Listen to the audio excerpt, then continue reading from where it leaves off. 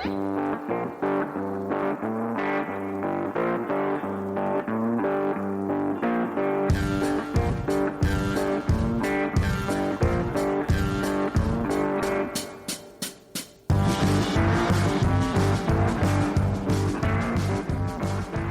back to Reasoning Through the Bible.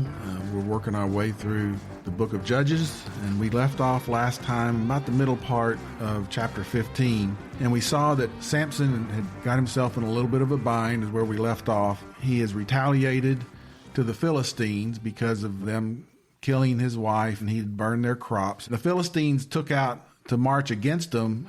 Samson's own relatives, tribes from the tribe of Judah, have come to him and said, you've stirred up a bunch of mess. What are you doing? Don't you know that the Philistines are rulers over us? It says there in verse 11. Well, it shows that the Israelites, or at least the tribe of Judah, they had given up. They weren't looking to God for help or anything. They had given up and weren't looking to God at all. So they've come here to bind up Samson so that they could turn him over to the Philistines.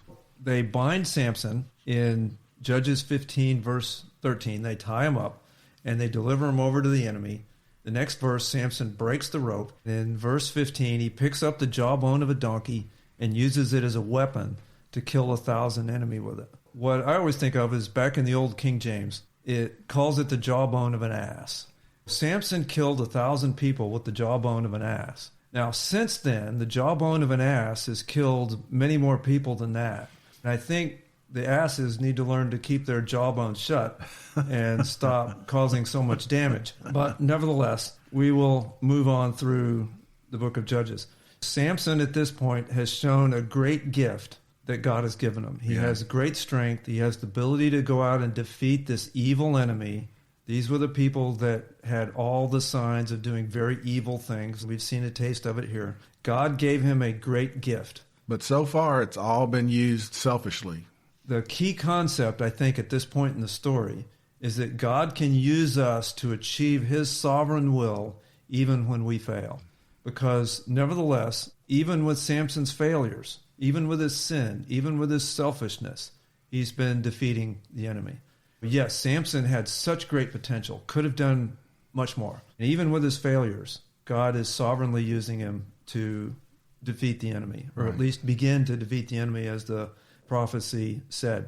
Now, Steve, can you read Judges 15, start at verse 18 and go through 20? Then he, this is Samson, he became very thirsty, and he called to the Lord and said, you have given this great deliverance by the hand of your servant, and now shall I die of thirst and fall into the hands of the uncircumcised? But God split the hollow place that is in Lehi, so that the water came out of it. When he drank, his strength returned, and he revived. Therefore he named it En-Hakkor, which is in Lehi to this day. So he judged Israel 20 years in the days of the Philistines.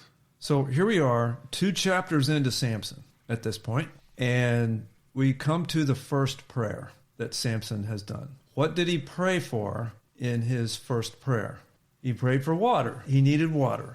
Has Samson called on the Lord prior to this? No. At no point up to this point has he asked for guidance. At no point do we have him praying for wisdom, praying, God help me, what should I do next? Contrast that with the life of King David. What do you see David do repeatedly? Lord, should I do such and so? Lord, what should I do next? Samson, great contrast here. This is the first prayer. This first prayer is motivated by what? Self. Physical need. Physical thirst. It's really more of a complaint than a prayer. He called to the Lord and said, you have given this great deliverance by the hand of your servant, and now shall I die of thirst and fall into the hands of the... So it's really more of a, okay, Lord, give you this victory. All right, we'll give Samson that. But the prayer was only motivated because he was thirsty. If he weren't thirsty, he wouldn't have said this prayer. It's motivated by his own fleshly desires. Nowhere does Samson pray for guidance. He's been self-centered and sinful man the whole time through. But the good news is God can use people that are self-centered.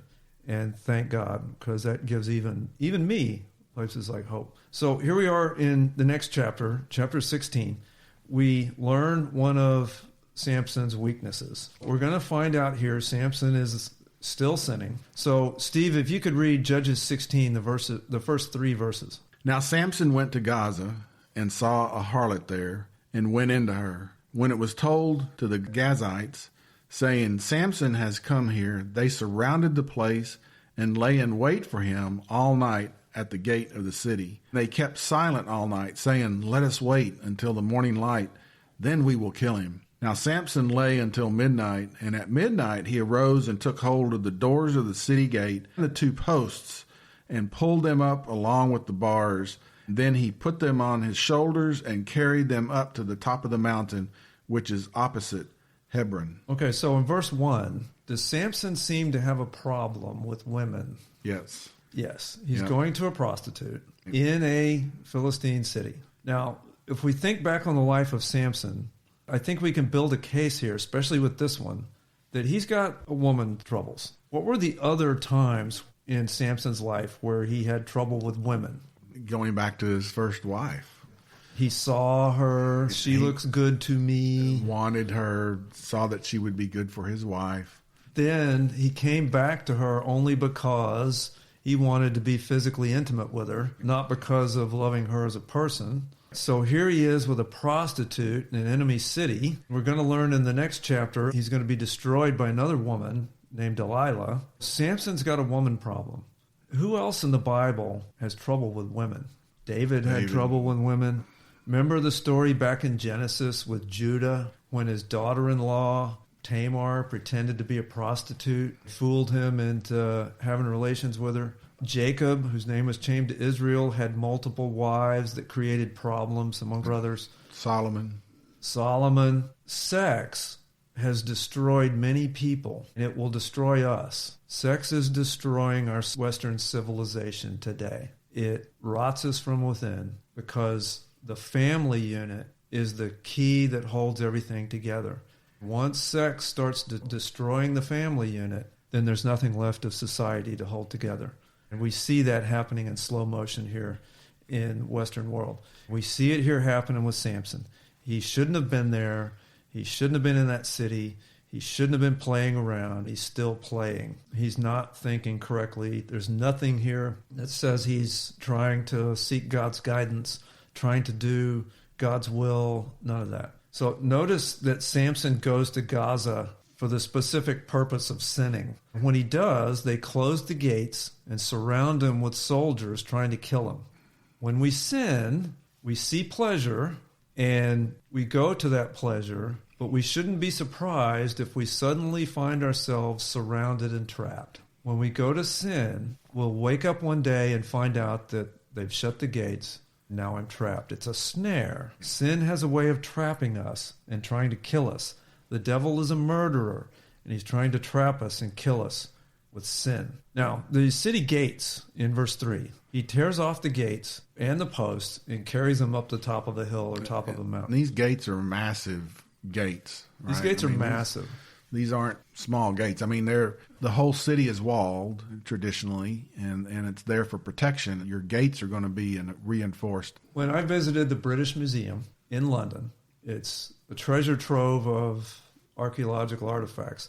They have a pair of life-size gates there. They found the bars and they reconstructed the wood to be the exact scale. You can look them up. They are the Balawat gates in the British Museum. These gates are 22 feet high. These are Assyrian from a different century, but it was near Middle East era, but it wasn't these from Philistine, but nevertheless, walled city from roughly the same period in the same region. 22 feet high, probably 10 or 12 feet wide, a foot thick, metal bars, giant beams. They would weigh several tons. To pick these up and their post would take a crane because they're so heavy.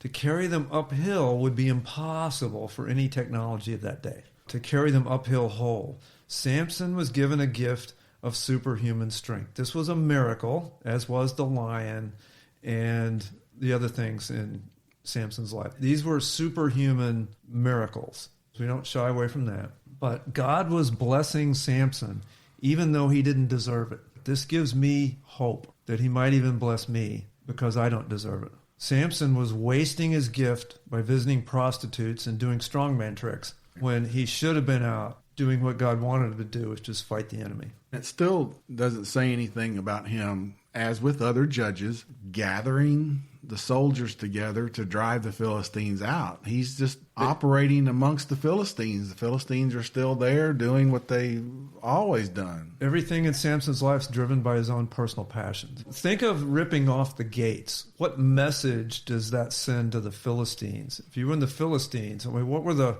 symbolism of the gates and the reality of the gates? Now they've been ripped off. Well, the protection.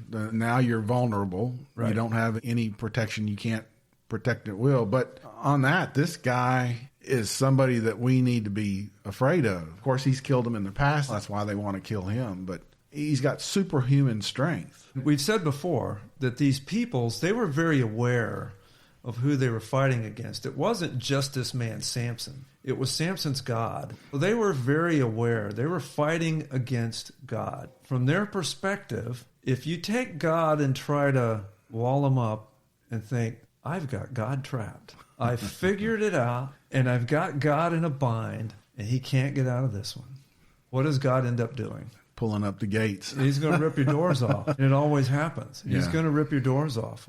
If you put all your defenses into fighting against God, don't be surprised if you suddenly find your defenses ripped apart and carried away. Many a skeptic, many a critic has built up a wall against God, and they end up with their defenses torn apart. When God gives us a gift, what does he expect us to do with that gift? To put it to use for him. Yeah. Samson at this point is a failure, in my opinion. God saw to include him in Hebrews 11, the Hall of Faith, as an example. But why? Everything he's done up to this point has been sinful, selfish, but he's still being used by God. God raised him up from the very beginning, and God is working through Samson's failures. Even though I've had, or any of us have had, a spiritual life that's a failure, can I still turn to God and beg him to use me? Oh, yeah. Now, Steve, could you read Judges 16, verses 4 and 5? After this, it came about that he loved a woman in the valley of Sorek, whose name was Delilah. The lords of the Philistines came up to her and said to her, Entice him, and see where his great strength lies, and how we may overpower him, that we may bind him to afflict him. Then we will each give you 1,100 pieces of silver. So one thing that strikes me in verse 4 is that he loved a woman, Delilah. Doesn't say anything about her loving him. Who starts the plot against Samson? The lords of the Philistines. Philistines do. Yeah. And what do they tell Delilah to do? Entice him. Get him to tell the secret of his great strength. How much were they going to pay her? 1,100 pieces of silver from each one. It doesn't tell us how many of them there were, but it says each of them was going to pay her 1,100 pieces of silver. That's a lot of money. So she was going to get quite rich by turning over an innocent man. Their reasoning is they want to tie him up and afflict him. They don't want to kill him. They get the sense that they want to torture him. So Delilah's main motivation here is what?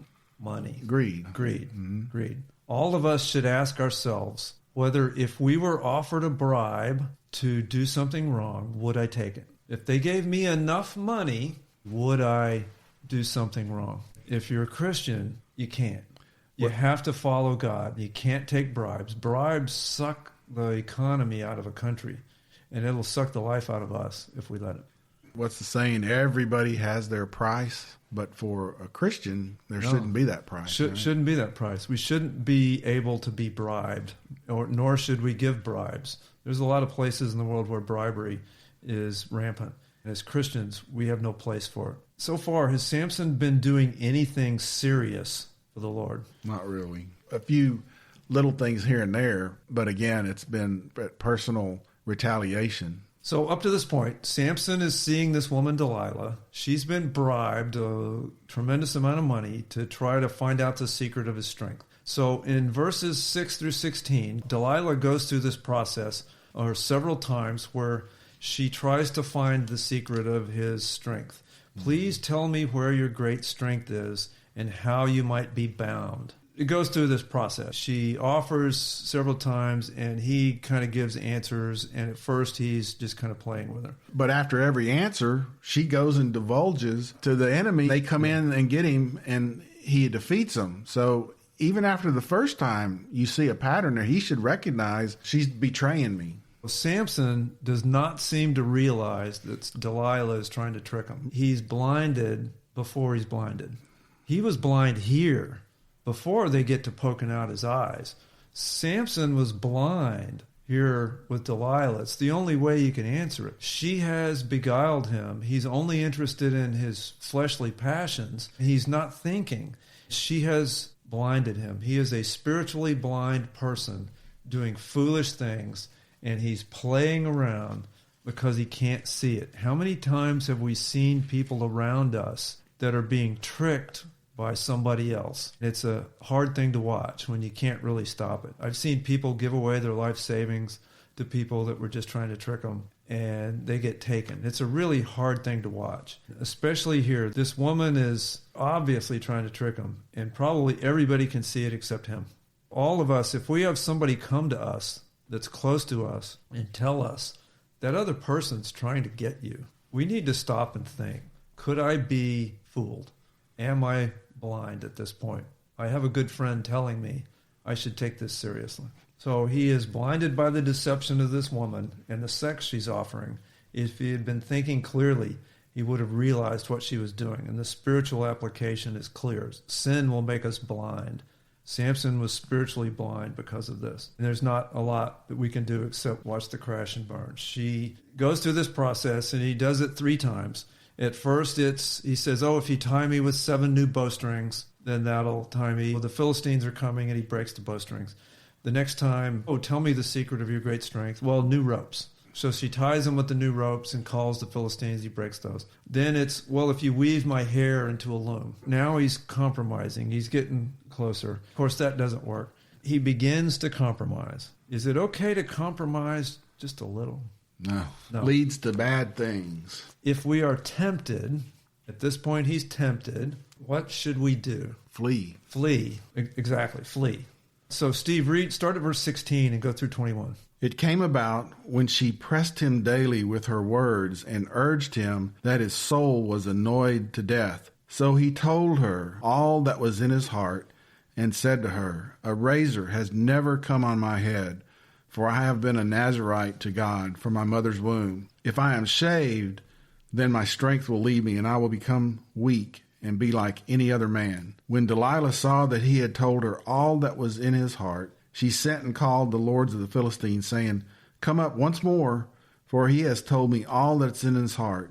Then the lords of the Philistines came up to her and brought the money in their hands. So she made him sleep on her knees, him being Samson, on her knees, and called for a man and had him shave off the 7 locks of his hair. Then she began to afflict him, and his strength left him. She said, the Philistines are upon you, Samson. And he awoke from his sleep and said, I will go out as at other times and shake myself free. But he did not know that the Lord had departed from him. Then the Philistines seized him and gouged out his eyes, and they brought him down to Gaza and bound him with bronze chains, and he was a grinder in the prison. So is there anywhere in this passage where Samson asked God for guidance? No. In fact, back in 16, when she says she pressed him daily with her words, that his soul was annoyed to death. So somebody that he thought he loved has now turned out to be a burden to him. He should have left. He should have prayed to God, what should I do? He didn't do either. He stayed there, and it ended in tragedy. She cuts his hair. Is it the hair that caused the lack of strength, or is it the violating of the vow? It's the violating of the vow. There's nothing magical about the hair. It was the fact that that was a symbol of keeping the vow. He had violated the vow, and that's when God left him. Look at the end of verse 20. To me, this is the bottom of the pit for Samson. The ugliest part of this whole thing is that he says, I will go out as at other times and shake myself free, but he did not know that the Lord had departed him. This is a horrible situation. Here's a man that the Lord had pulled his blessing back, and he didn't know it. Living his own lifestyle, he was unaware that the presence of the Lord wasn't with him anymore.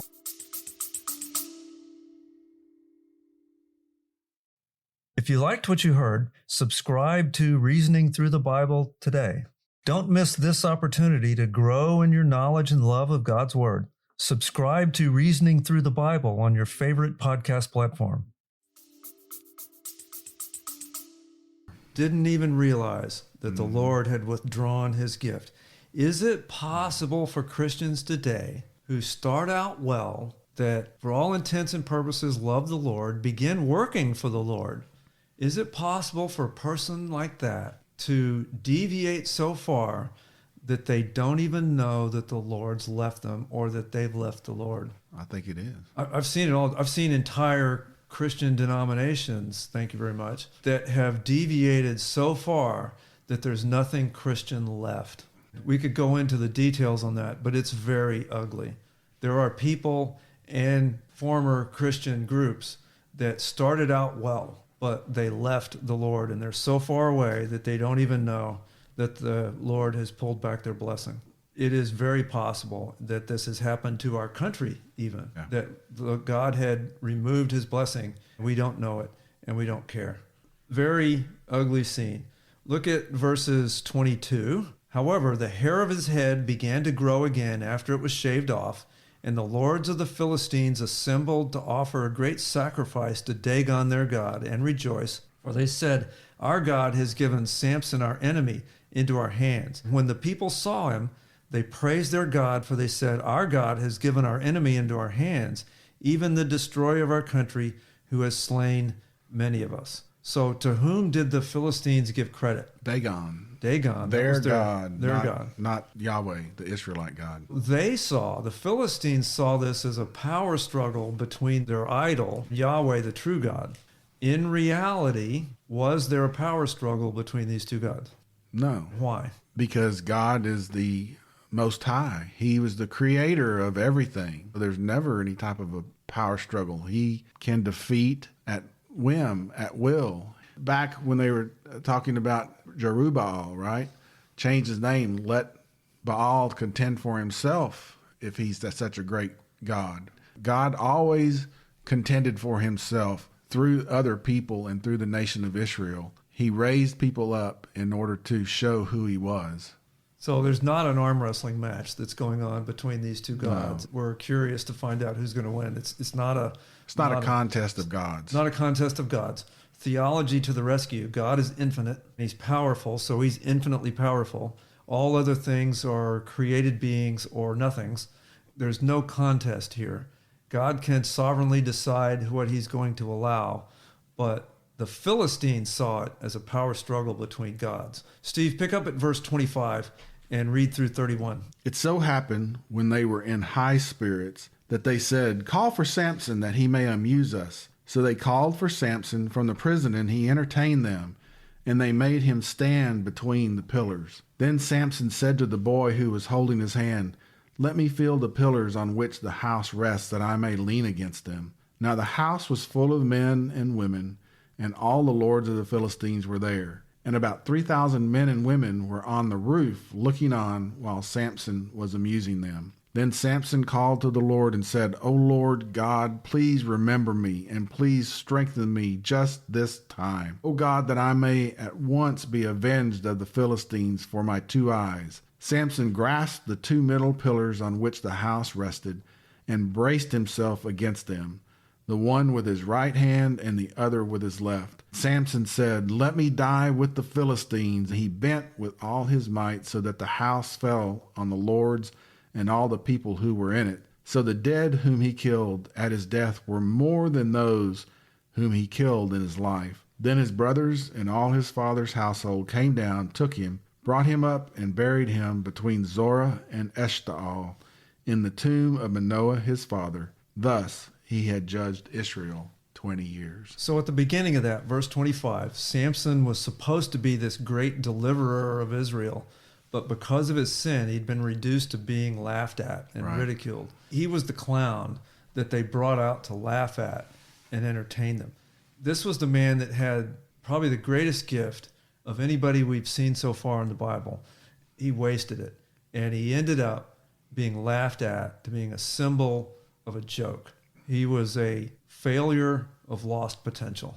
When Samson is down grinding, when he's lost his strength and his eyesight, what do you think's going through his mind while he's in prison?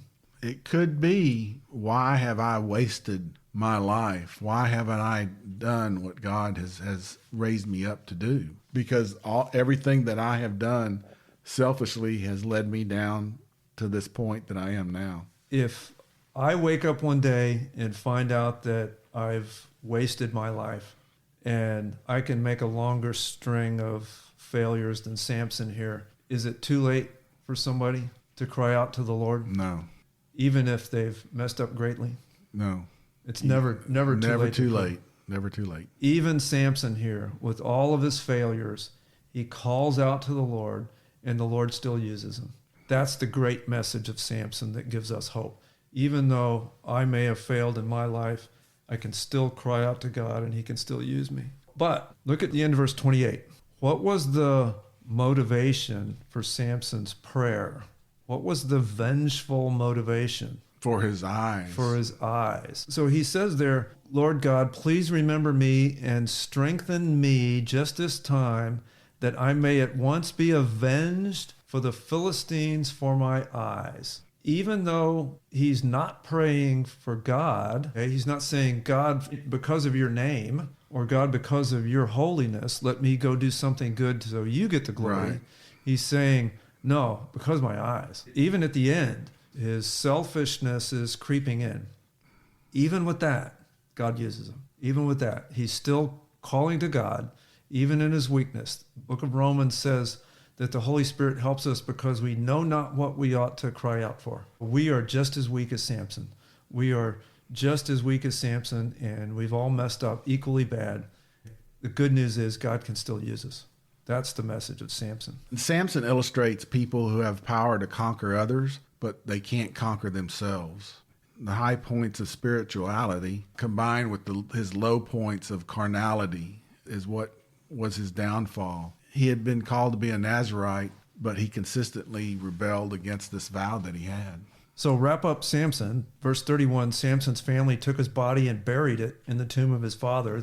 The Bible always buries the dead, never burns them, never cremates them. They always bury their dead. This verse at the end of this chapter tells us exactly where Samson was buried, who was buried on each side of them. So again, accurate history. It gives detailed historical account, detailed geographical accounts. But the message of Samson is, even though great sin, we can still cry out to God and still be used by him. That's the message of hope in Samson. With that, we will wrap up, and we'll see you next time on Reasoning Through the Bible.